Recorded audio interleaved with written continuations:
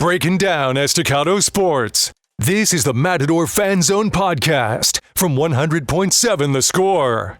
Good Monday evening. Welcome into the High School Fan Zone on 100.7 The Score. I'm Randy Rosetta, and as I just said, this is the High School Fan Zone. We do this 3 nights a week right now until Thanksgiving, till the week before Thanksgiving. Then we'll drop back to 2 nights a week so that folks can get out and watch some high school basketball on Tuesdays. We're going to start with the Matador Fan Zone in just a minute because on Monday nights we go Estacado, Memorial, and Liberty, 6 to 7:30 p.m. Tuesdays are Monterey and Coronado, 6 to 7 p.m.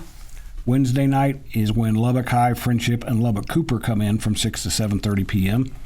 6 to 6:30 p.m. on 97.3, Double T 97.3, and right here on 100.7 The Score, you can listen to the West Texas Friday Night Preview. And then those same 2 stations carry the West Texas Friday Night Scoreboard Show, 9:30 to midnight. Archive shows can be found on the High School Fan Zone page at doubleTsportsnetwork.com, and make sure you download the 100.7 The Score mobile app to listen live or to the podcast of any of the 8 High School Fan Zone shows. I mentioned Estacado. We've got 3 guests here. I'm going to let Coach Young introduce himself and his 2 players if you watch it on TV, and then once they get going, I'll make sure I identify them so you know who they are by voice. Coach Young, defense coordinator. I'm here with Raiden Sanders and James Bozeman. James Bozeman is running back safety? Yes, sir. All right. And Raiden, you are cornerback. So you brought a couple of defensive backs. Yes, sir. And I was just sort of teasing you a minute ago. We'll just throw it out there real quick. You guys won a game the other night, 58-51. First of all, you had the 58, so that's the good news. Yes, sir. Perryton came up here and flung the ball around, ran the ball around. They did a lot of good things, and you guys kept – first of all, you had a lot of answers before then. You had 58 points a lot sooner than they came back. Right. That was a test for you guys. I'll let the players talk about it, but that for a defensive coordinator, that's one where you walk off the field and you just kind of exhale a little bit. Yeah, it was tough to deal with. Obviously, they threw the book at us, the house, and everything else. But, you know, when – you're on top or, you know, you're leading, guys are going to try to, you know, there's a target on our back. So. Yep, no doubt. Yes, sir. We were just talking about basketball. That was like a basketball score by the time it finally finished up. Yes, sir. We had, it was homecoming week for us. I think guys were just kind of, we had to get out the game. We needed to get out the game and lock back in and focus, and not to take anything away from Perryton. They did a great job. They got off the bus and they came after us, so. And hats off to those guys. Liberty didn't do you any favor the week before. They smacked them on the nose and kind of got their attention. So they came down here a little bit desperate. Yes, sir. James, I'm going to let you start talking first because what I asked, what's the first thing I said to you after that game and then when you sat down here tonight? What'd you say to me? I asked you if you ever came off the field because I kept looking down there and I saw number 6 all over the place. You were a madman the other night. You know, I just got to put on – I got to do what I got to do for the team and become a leader and step up. You've been a running back freshman year? Yes, sir. You and Cedric have been there since freshman year, so I've been used to seeing you in that role. There have been some injuries. I know Donovan, and I'll let you talk about what his status is after we get done here. With Donovan out, you guys need somebody out there that's a little bit older, a little bit faster. Are you kind of stepping in and – kind of filling Donovan's role a little bit on defense? Yes, sir. Which those are big shoes. Mm-hmm. What's it been like to be out there more on defense this year? Because have you been out there much on defense until this year? A little bit. I've been on there a little bit, but you know, it's kind of a little tired.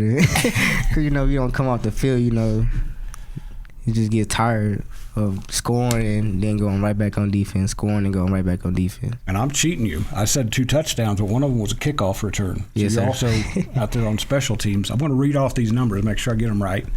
15 carries, 108 yards. I know I've got your tackles somewhere, but you had a bunch of tackles. You picked off 2 passes.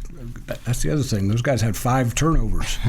And you guys just kept taking it away, and they kept coming back. So this man, I don't know if they still do ice baths in high school or if that makes me sound like an old man, but I'm going to guess he earned one after that game. Oh yeah.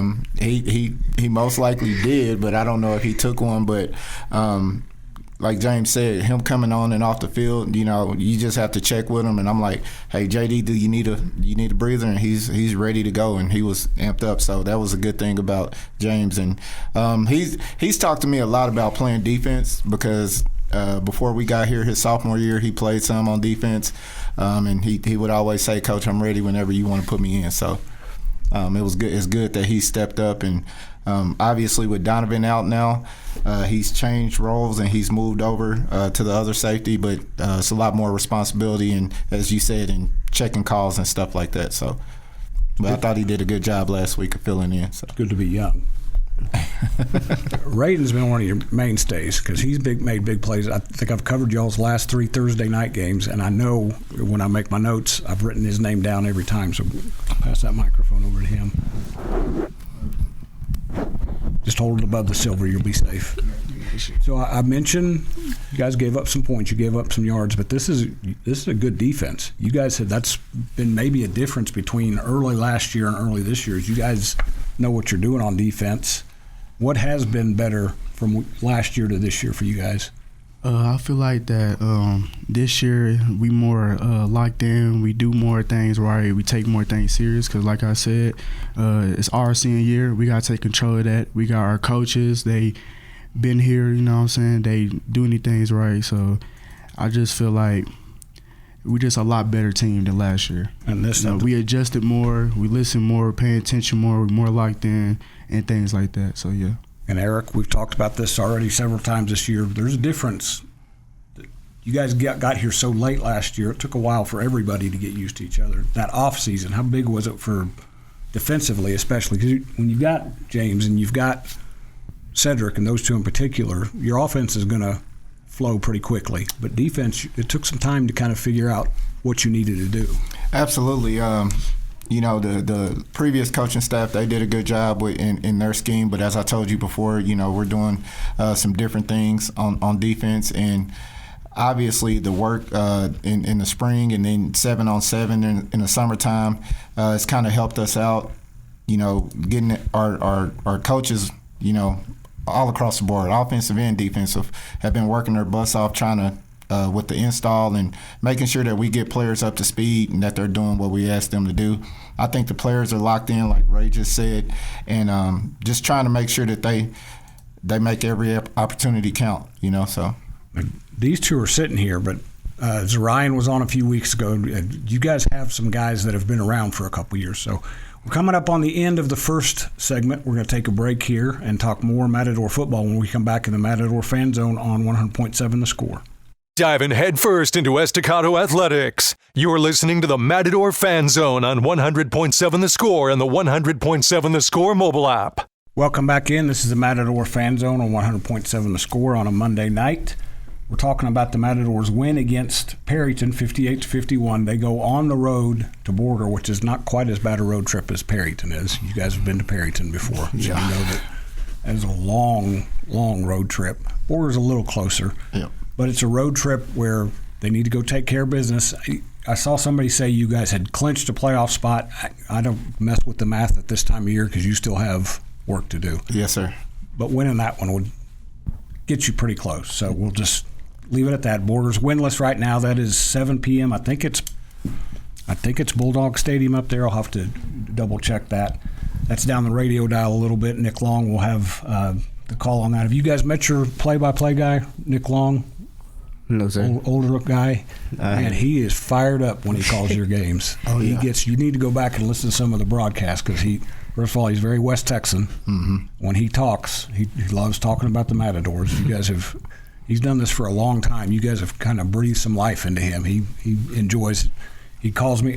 Which game was it when you came back? The craziness at the end, was that the Hereford game? Yeah, it was Hereford. Yes. Was that Hereford where you got out of bounds and the coach didn't think you had, and you had one more play? That's when you unveiled the secret weapon, Raheem. Oh, yeah. That was Hereford. Was that Sid? I think it was Sid who got out of bounds. Okay. Yeah. We're going to talk a little bit more about Raheem because he's a defensive guy 90% of the time, right? Yes, sir. except when you need a touchdown. Yes, sir. So we'll talk a little bit about them. But Nick called me the next day. I had texted him and asked him to tell me what happened at the end of your game. I was on the phone for like 45 minutes with him, giving me the blow-by-blow. He was fired up about that. So he enjoyed covering you guys last year when you took him on a ride. So. Yeah, and he came back to the facility last week after the game, and he was pumped up. Yes, man. he was. So and talked to us all. Good, fun guy, fun-spirited guy. Yes, he is, and a little bit different than some of the radio guys who have called Estacado in the past, but he enjoys calling you guys. So, well, we're going to talk a little bit more about defense here because I mentioned Ryan before we went to break. You had 11 tackles. That's good. You know what I mean? As Ryan had 16. And that's a guy that goes sideline to sideline, and he doesn't leave much for you guys in the back most of the time. He's cleaning things up. He's really, I know he's been around for a while, but he's really emerged this season and become like one of those. You guys have been known for linebackers at Estacado for a long time, and he's definitely become one of those guys. Yeah. So when I first got here, that was kind of the plan. Was we wanted to look at him as an outside linebacker and maybe a nickelback or a rover. And the only thing is, by the time the season started, he fit better at the defensive end. So all spring we started working him at that. And then in 7-on-7, he can cover. You know, he can run. So it was like, you know, we're going to stick him at linebacker, and he's fit, and it's worked out for him. He's a little bit almost like in basketball. He's almost positionless because I watched him a little bit the other night. He moves around a little bit, a lot pre-snap. I want to talk about Raiden for a minute too.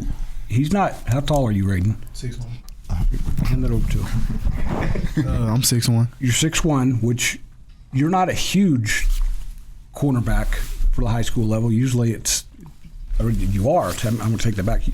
Usually it's guys that are a little bit smaller, like James, who are out there pestering the receivers.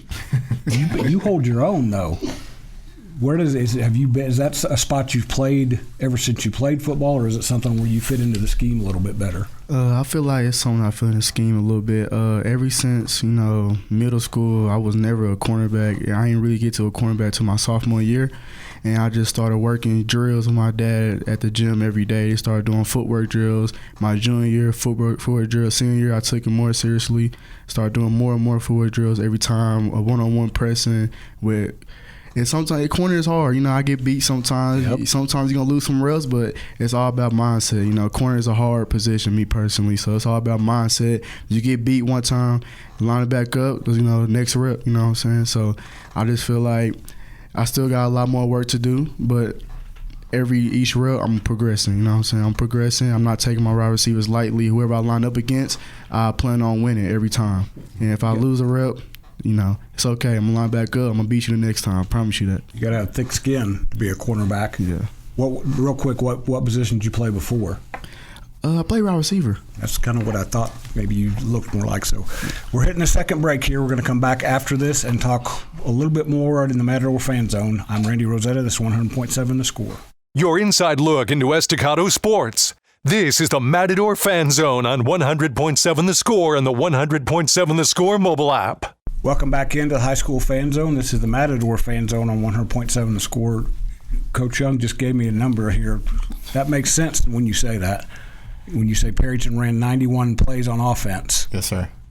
I think my wife didn't think I was coming home that night or the next night because Middle Legacy ran 90 plays. Mm-hmm. And that'll stretch a high school game. You don't see that a lot in high school games. No, sir. That's very unique. And again, your guys found a way to persevere and survive.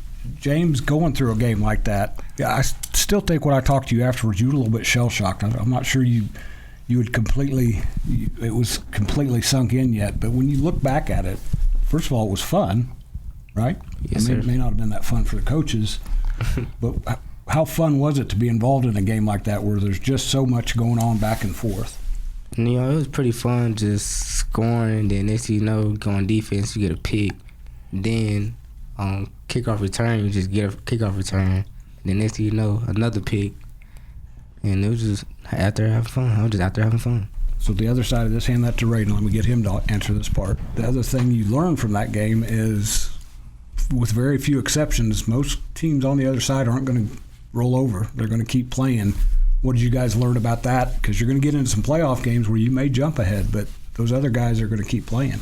I learned, or I think we learned actually, that we need to stop taking teams so lightly just because they record, it doesn't matter. Just like Borger next game or this week, actually, we don't need to take Borger lightly at all. I know they haven't won many games or at all, but we don't need to take no team lightly. Every game we need to take a team serious and seriously. So, Coach Ward has talked about this a little bit. How intense are you guys' practices against each other? Because to me, there's a lot of you guys are competing against each other in weeks like this.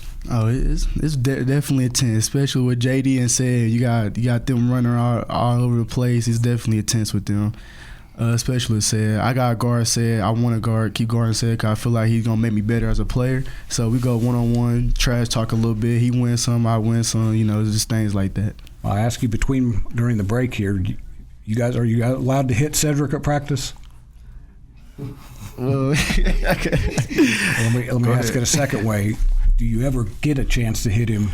Because that dude, once he gets the corner, I imagine as competitive as he is, even in practice, he's going to want to get the corner and get away from you. Yeah. So what Said is, sometimes I be wanting to go full speed and go hit him, but he's so shifty. Sometimes I miss. Sometimes I actually try to grab on him or arm tackle him. He's a great player, but he's gonna make me better. I know that against other teams and other players I play against. But there's about 7 opponents that would agree with you on what you just said. So, James, do they hit you in practice? Yes, they hit me every time. They hit me every time.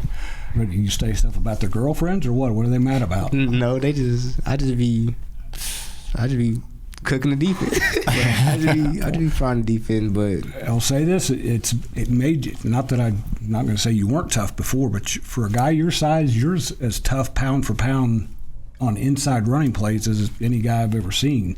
Because you took some licks the other night. Yes, sir. What I always say is height really doesn't matter because I know I got the speed for it. I'm really strong and just can't be stopped. Although I kind of noticed you didn't mind getting away a couple times the other day. I think it was the 40-yard run. Yes, sir. And I think Cedric blocked for you. Yes, sir. Which, if you go back, was it last year? I think Bobby got out in front of him, which the other team was like, well, that didn't look right to have big Bobby out there because he's the guy who usually gets the ball. So you block for Cedric as well? Yes, sir. I do block for Cedric. Who's sprung more? Each other more? Have you gotten him open more, or has he gotten you open?